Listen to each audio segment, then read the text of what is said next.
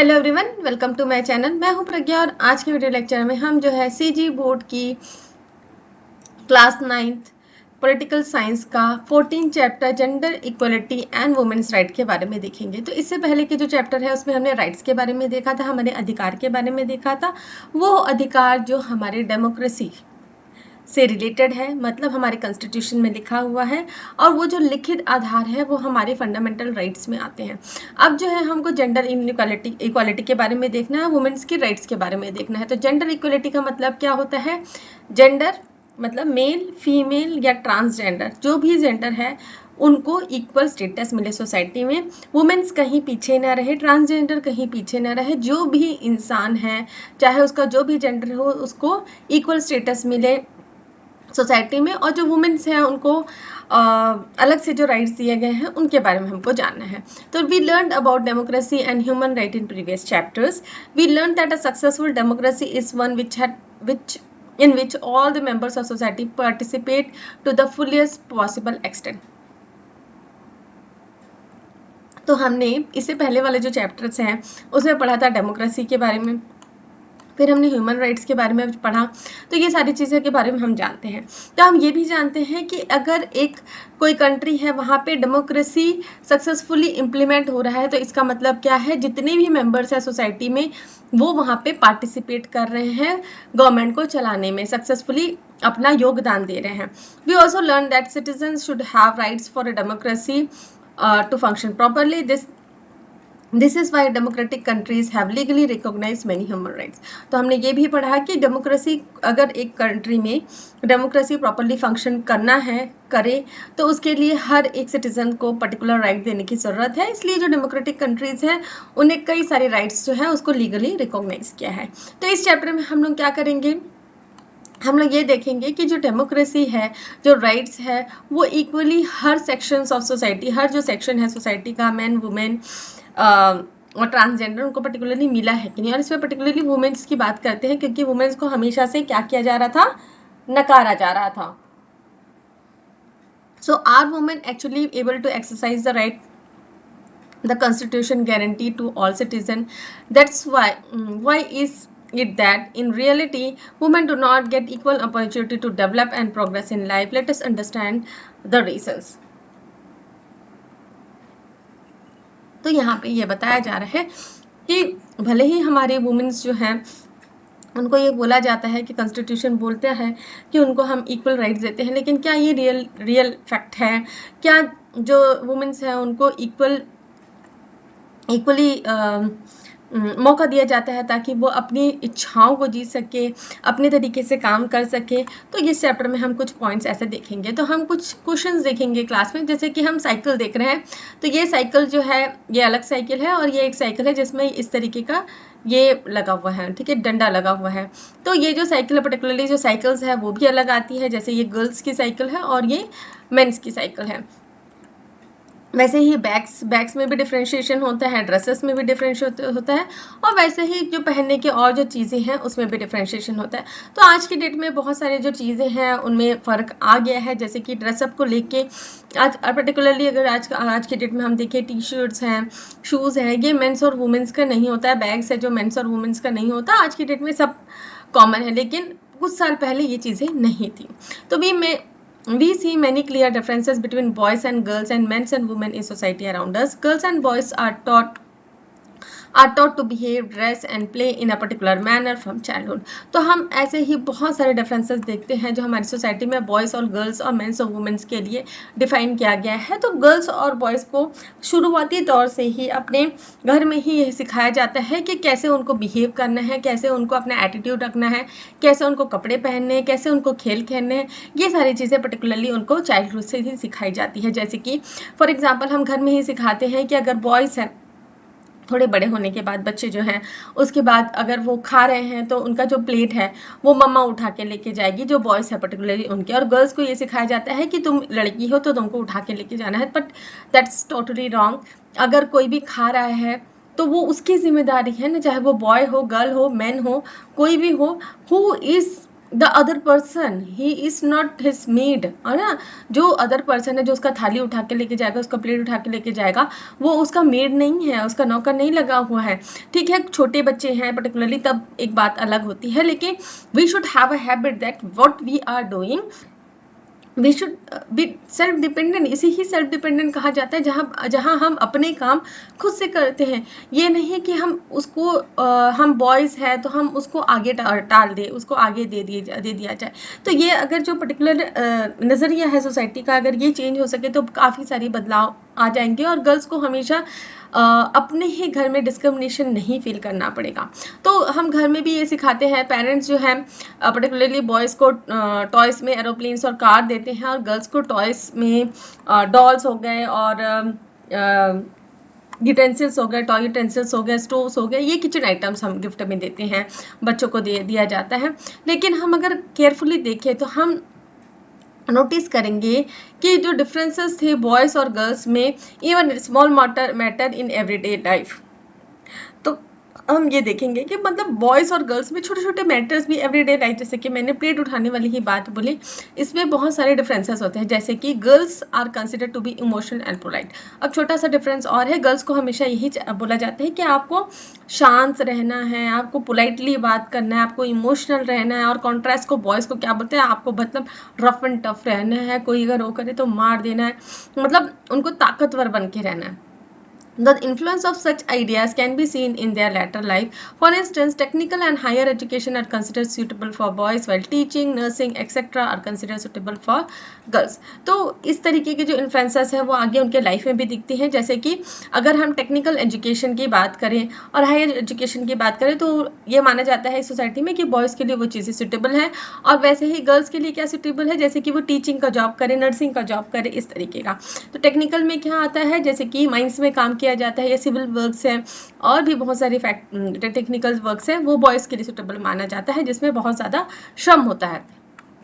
So some beliefs are planted in the minds of boys and girls while they are growing up. For instance, it is responsibility of women to work, look after the household and upbringing of children, while men work outside the home, even though they are capable of performing household chores. This prejudices are called gender discrimination. तो बहुत सारी beliefs हैं, बहुत सारी सोच है जो बच्चों के गर्ल्स और बॉयज़ के दिमाग में डाल दिया जाता है जब वो बड़े ही होते रहते हैं।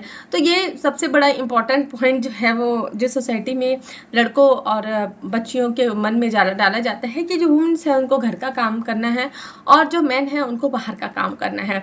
तो घर के जो बर्तन के काम हो गए या जो भी खाना बनाने का काम है, ये हमेशा से थप्पा लगा के रखा गया है कि नहीं, ये वुमेन्स को ही करना है, और बाहर के जो काम है वो मैन करेंगे। तो क्या ये बातें सही हैं? नहीं है। और ये जो डिस्क्रिमिनेशन है जिसमें ये डिफाइन कर दिया जाता है कि गर्ल्स का काम ये है, बॉयज़ का काम ये है, यही जो डेफिनेशंस है, यही जो भेदभाव है, इसे ही क्या कहा जाता है, जेंडर डिस्क्रिमिनेशन कहा जाता है। अब हमको देखना है जेंडर होता क्या है।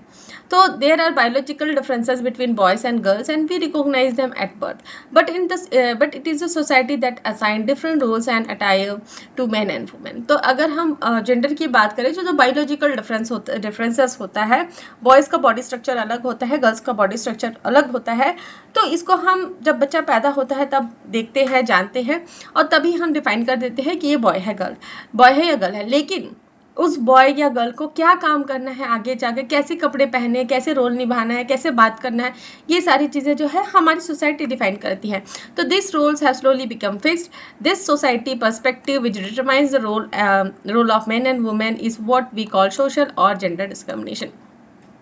तो जो सोसाइटी है धीरे धीरे जो रोल्स उन्होंने डिफाइन करके रखा है, जैसे कि वुमेन्स को घर का काम करना है, मेन को बाहर का काम करना है, तो ये जो रोल्स उन्होंने डिफाइन करके रखा है, ये जो काम उन्होंने डिफाइन करके रखा है, जो सोसाइटी का पर्सपेक्टिव है, मतलब सोसाइटी का जो देखने का तरीका है, सोसाइटल पर्सपेक्टिव मतलब सोसाइटी का जो देखने का तरीका है, जिसमें वो डिफाइन कर देते हैं कि मेन को ये काम करना है, वुमेन्स को ये काम करना है, इसे ही क्या कहा जाता है, social or gender discrimination.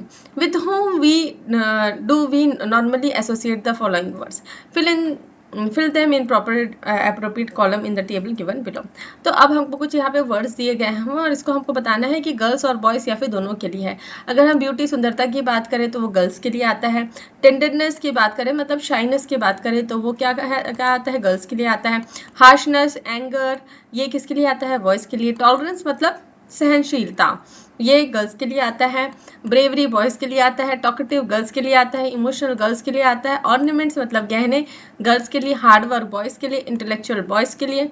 House hold work girls के लिए। ड्राइविंग अ बस boys, car driving a car boys, working on a computer boys, technical work boys. तो ये सारी जो टर्म्स हैं ये बॉयज़ के लिए आता है। और कुछ चीज़ें जो है हम कॉमनली भी देख सकते हैं, बट ये अभी की सोसाइटी में, लेकिन पहले की सोसाइटी में अगर हम देखेंगे तो जैसे मैंने बताया वैसे ही।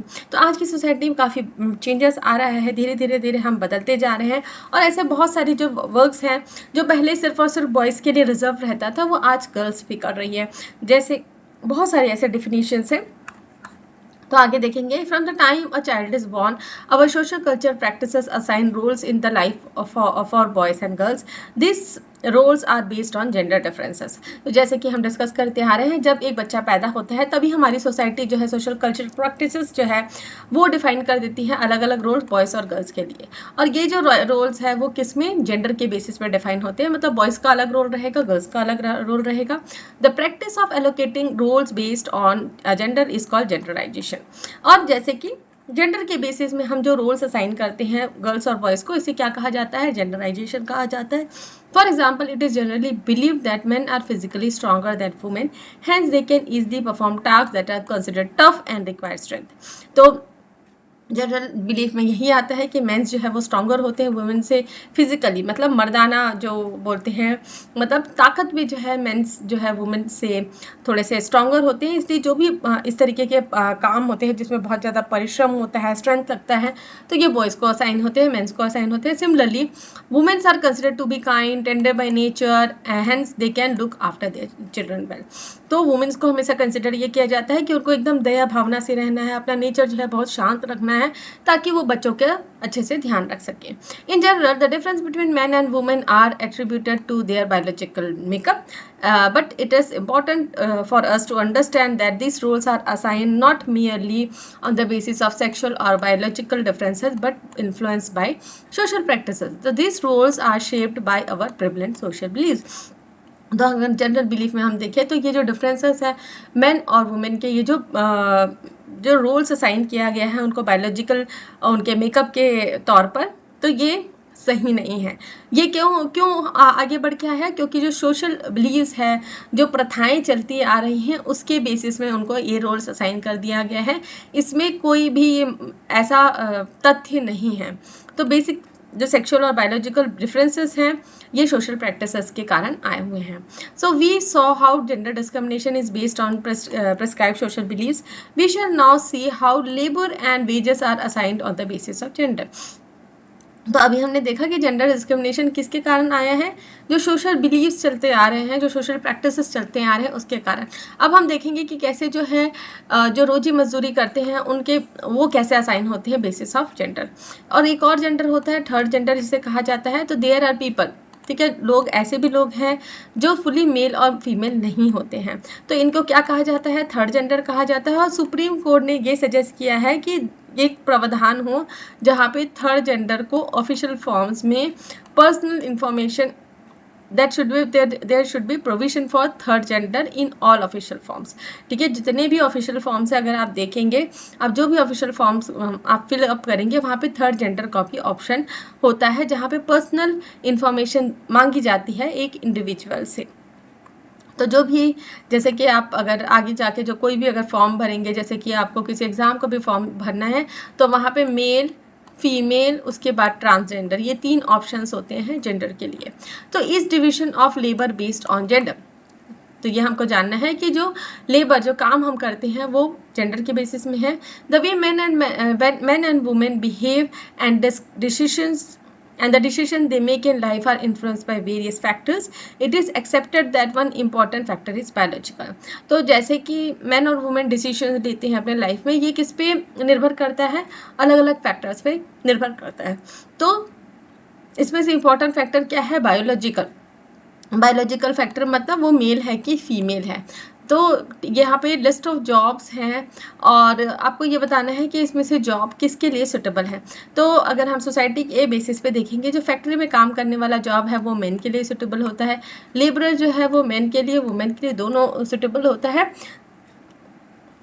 वैसे ही नर्स मोस्टली जो है वुमेन्स के लिए सुटेबल माना जाता है, बट आज की डेट में मेंस भी ये काम कर रहे हैं। डॉक्टर दोनों के लिए है आज की सोसाइटी में, लॉयर दोनों के लिए है, ट्रेडर भी दोनों बन सकते हैं आज की सोसाइटी में, beauty parlour is mostly for womens, but आज की सोसाइटी में मेंस भी ब्यूटी पार्लर चला रहे हैं। ट्रैक्टर ड्राइवर ये भी आज की सोसाइटी में दोनों कर सकते हैं। स्पोर्ट्स दोनों के लिए है, टीचर दोनों के लिए है। तो बहुत सारे जो अभी के डेट में अगर हम देखेंगे तो सोशल डिस्क्रिमिनेशन काफ़ी हद तक चेंज हो गया है, जो सोसाइटी की बिलीव्स है वो काफ़ी हद तक चेंज हो गई है। तो society consider the division of labour on the basis of gender to be natural, but the only biological function that is natural for women is child birth. अगर हम सोसाइटी को देखें तो जो भी डिविजन ऑफ लेबर है वो division of जो भी लेबर है ये जेंडर के बेसिस में है, मेल और फीमेल के। ये सोसाइटी का नज़रिया है। सिर्फ और सिर्फ एक ही बायोलॉजिकल डिफरेंस अगर हम देखें मेल और फीमेल में, वो क्या है कि वुमेन्स जो है वो बच्चे को जन्म दे सकती है, चाइल्ड बर्थ कर सकती है, और कोई भी ऐसा बायोलॉजिकल डिफरेंस नहीं है। तो सोसाइटी है जिसने असाइन किया है अलग अलग रोल्स मेंस और वुमेन्स के लिए। Since mens are more dominated in the society they tend to influence the definition of labour. तो मेंस जो है, ठीक है, मेंस जो है वो ज़्यादा अपनी सोसाइटी को जो है अपने अधीन में रखा हुआ है सोसाइटी को, तो इसलिए जो डिविजन ऑफ लेबर है वो उनके हिसाब से चलता है। तो women have been given the responsibility of boring, tedious and require a lot of hard work. Bringing up children after childbirth is considered their primary responsibility. तो वुमेन्स को हमेशा ये रिस्पॉन्सिबिलिटी दी जाती है जो थोड़ी सी नाजुक हो, बोरिंग हो, और जिसमें बहुत सारा हार्ड वर्क भी हो। तो जैसे कि बच्चों को पालना, ठीक है, चाइल्ड बर्थ होने के बाद में, बच्चे को जन्म देने के बाद में बच्चे को पालना जो है वो वुमेन की प्राइमरी रिस्पॉन्सिबिलिटी होती है। और इस प्राइमरी रिस्पॉन्सिबिलिटीज़ के साथ उनको अलग अलग ड्यूटीज़ भी निभानी पड़ती है, जैसे कि वो बच्चे का भी ध्यान देती है, साथ ही घर का काम करती है, जैसे कि कुकिंग, क्लीनिंग एक्सेट्रा। और सच वर्क, ये जो काम है इसे क्या कहा जाता है, वुमेन्स का वर्क कहा जाता है।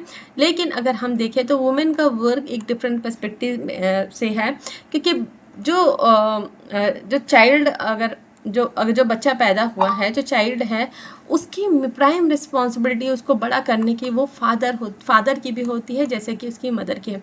तो ये जो ब्रिंगिंग अप द चाइल्ड है, ये जो रिस्पॉन्सिबिलिटी है, ये दोनों फादर और मदर की है। तो देखिए बच्चे, जब आप बड़े हो जाएं, तो अभी तो आपको बहुत टाइम है, जब आप मदर फादर बन जाए तो इस चीज़ को, मेरी बात को, अगर आप मेरी वीडियो देखते हैं तो आप मेरी बात को ये बहुत अच्छे से समझें कि बच्चे को बड़ा करने की जिम्मेदारी आज की डेट में मदर और फादर दोनों की है। सिर्फ और सिर्फ मदर की रिस्पॉन्सिबिलिटी नहीं है कि वो सारा काम जो है बच्चे का खुद करे। बच्चे को नहलाने का काम भी आप कर सकते हैं एज अ फादर। बच्चे को अगर टॉयलेट ले जाना है तो वो काम भी आप कर सकते हैं। क्यों नहीं कर सकते? ये क्या रिस्पॉन्सिबिलिटी सिर्फ और सिर्फ मदर की है? नहीं, ये रिस्पॉन्सिबिलिटी दोनों बोथ फादर और मदर की हो सकती है। ठीक है, फादर बाहर जा रहे हैं काम करने के लिए, तो आज की डेट में मदर भी बाहर जा रही है। ऐसे बहुत सारे मदर्स हैं जो वर्किंग वुमेन होती हैं, ठीक है, वो अपना ऑफिस का काम करके आती है, उसके बाद घर जाने के बाद ऐसा नहीं है वो उसको आराम करने मिलता है, उसको अपने घर के सारे काम भी निपटाने हैं पूरा पल। तो ऐसे जो डिफरेंसेस है इसमें, आप एज अ मैन, अगर जितने भी वॉइस है उससे रिक्वेस्ट है मेरी, तो आप अपने मन में ये जो धारणाएं जो बताई जा रही है उसको कभी ना रखें। वुमेन्स जो है उनका हाथ बिठाएं, और वुमेन्स की भी रिस्पॉन्सिबिलिटी है वो मेन के साथ काम करें, उनको फ्रस्ट्रेट ना करें।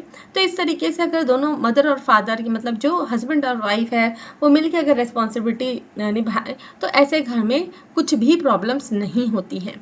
तो man work outside the home, it is not that they can not do house work, they just think that house work is a job for women. तो मेंस जो है वो बाहर काम करने जाते हैं, ठीक है, लेकिन ऐसा नहीं है वो घर के काम नहीं कर सकते। क्योंकि क्या आपके पास सुबह टाइम है, आप थोड़ा सा अपनी वाइफ का हेल्प कर दें, तो इसमें क्या बुराई है? अगर आप अपनी वाइफ का हेल्प कर देंगे तो इससे उसको भी खुशी होगी। तो ये कहीं पे भी नहीं लिखा हुआ है कि वुमेन्स का जॉब जो है वो पूरे घर की जिम्मेदारी उठाना है। So we need to change such traditional thinking. Man do they they same job outside the house because they are paid wages. They cook in hotels, sweep in tailoring shop. These are jobs men perform. तो भाई ये जो traditional thinking है, इसे सोचने की इस सोच को बदलने की ज़रूरत है. मेंस भी सेम काम अगर बाहर जाके करते हैं, जैसे कि होटल में खाना बनाने का काम है या फिर टेलरिंग शॉप में कपड़े सिलने का काम है, तो ये काम वो बाहर जाके कर सकते हैं क्योंकि उसके लिए उसको पैसे मिलते हैं. लेकिन घर में अगर वही काम करने बोला जाए तो उनको सोसाइटी के तौर पर नहीं करने के लिए मिलता है. तो there are no wages for house work, but even for work outside the home the wages paid differ according to the gender. तो घर के काम करने के लिए कोई वेज नहीं मिलता, कोई तनख्वाह नहीं मिलती. लेकिन घर के बाहर भी जो काम किया जाता है उसमें भी जो वुमेन्स है उसको कम पैसे दिए जाते हैं. तो women who work on farms और as labourers are paid low wages than men. तो वुमेन्स जो खेतों में काम करती हैं उनको, और जो लेबरर्स का काम करती हैं उनको कम पैसे दिए जाते हैं as compare to men. Also women who work the whole day as housemaid do not get a respectable wage. Just think, is it fair to pay low wages to women on such basis? तो और साथ ही साथ जो women's घर में maids का काम करती है, हाउस मेड्स का काम करती है, मतलब घर में काम काज का काम करती है, तो उनको भी एक पर्टिकुलर वेज नहीं दिया जाता, रेस्पेक्टेबल वेज नहीं दिया जाता. तो आपको क्या लगता है, क्या सही है कि वुमेन्स को इस बेसिस में वेज नहीं दिया जाता? Gender differences in time spend on work. तो अब हमको देखना है कि कितना समय काम किया जाता है, उसकी बेसिस में क्या जेंडर. तो it will be interesting to know how many hours men and women actually work, what is the difference the work they do and number of hours they work. तो अब इंटरेस्टिंगली हमको देखना है कि कितने घंटे मेन और वुमेन काम करते हैं एक्चुअली. तो ये जो डिफरेंस है इसको हमको देखना है कितने घंटे वो काम करते हैं. A survey was conducted to find about this. एक सर्वे कंडक्ट किया गया. तो this information is content in the tables of chapter and titled understanding economic activities. तो ये इंफॉर्मेशन जो है कहाँ लिखा गया है? अंडरस्टैंडिंग इकोनॉमिक एक्टिविटीज के चैप्टर्स में लिखा गया है. तो हमको इसके बारे में जानना है. तो if a unmarried man does the work that both men and women perform at home, how many extra hours he work? If the same man eats his 3 meals in a hotel, how much did he spend daily on food? अगर कोई unmarried man है जिसकी शादी नहीं हुई है,